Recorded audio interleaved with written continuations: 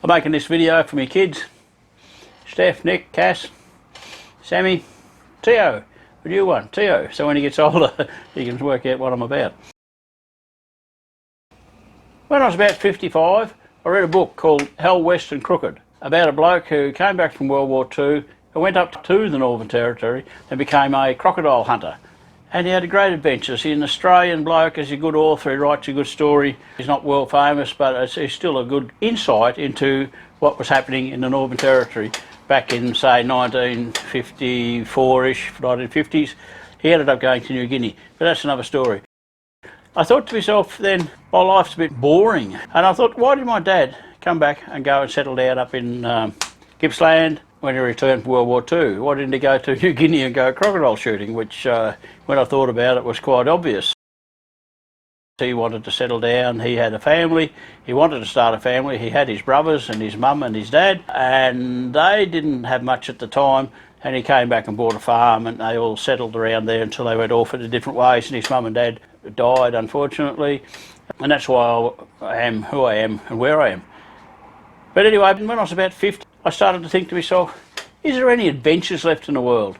Because I'm a great one in believing that you can do things now, no matter how many times you tell yourself, I can't do that, and I can't do this, because of this and because of that. If you tell yourself, you build fences around yourself, your own fences, which stop you achieving what you want to achieve. I'm telling myself there's no adventures left. No, I don't want to go and sell every asset I've got. I'd go and travel the world working on oil rigs and things. I'm too old for a start off. I don't want to go into the Amazon jungle, you know, that was just a bit crazy. But I thought there must be some adventures left in the world. And I thought about it for a long time. And at this particular stage of my life, 2021, in the middle of COVID, I was sitting in Thailand, sitting over here in Thailand, in my little room here. I've made arrangements to stay here for 12 months. I've got a 12-month visa with my new family, and just the new family thing is an adventure. I'm in a foreign country, that's an adventure. I'm in a different culture, a culture that's the very same to what I grew up as a child in Australia, a culture of inclusiveness and concern for each other. I'm in that culture, and it's taken a long time to get here, gradually, but I'm here now and I'm loving it. I'm in the process of starting to build a new house. I bought some land out the road, very small house, that's okay. I'll come back to an adventure that I realised that I did have, and that was when I panicked. I was in Thailand and COVID came, and I did a panic evacuation with my mate back to Australia because we were being told the world was going to end as we know it. I didn't believe it because I can't see what they're telling us, what they were telling us way back then. I could not see the evidence for it. Now this is 12 months down the track. I still can't see the evidence for the fear and the panic. And I think some people are starting to wake up that the evidence for the fear and the panic was not there. So now we've invented a new COVID, another strain, and that develops new fear and panic. Anyway, that's a conspiracy theory or something like that. That's got not a lot to do with it. Just a bit of a background as to why I went out of Thailand a year ago. What I've done since then has been fantastic. For 1 year, I lived in my off-grid cabin in Australia in the bush on my own. I'd been setting it up for maybe 4 or 5 years. I'd slowly assembled it and built it and improved it over holidays from my work and things like that. And sometime in Australia, a month in Australia, 2 months in Australia, then a month or two in Thailand, then a month back in Australia, and then a couple of months in Thailand, and a month back here.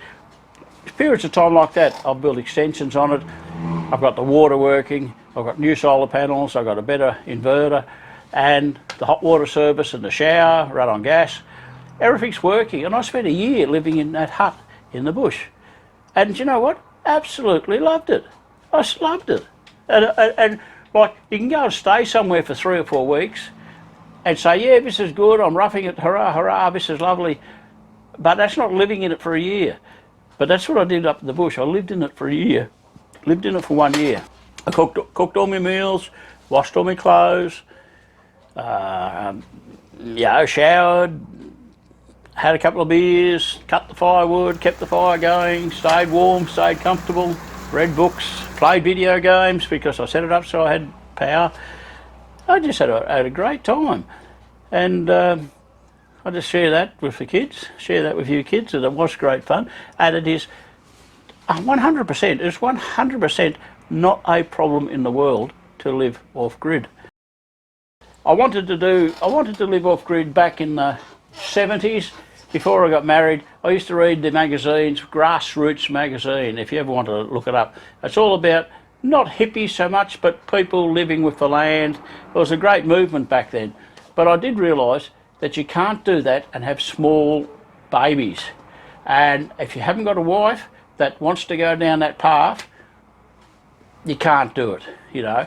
You've got to, you can't make your own clothes, you can't process your own food and do all that and go to work and have a job. So I couldn't do it back then when I was raising children, but I did do it for a year, probably 2 years, on and off, 1 year full time, and it was fantastic for a single person.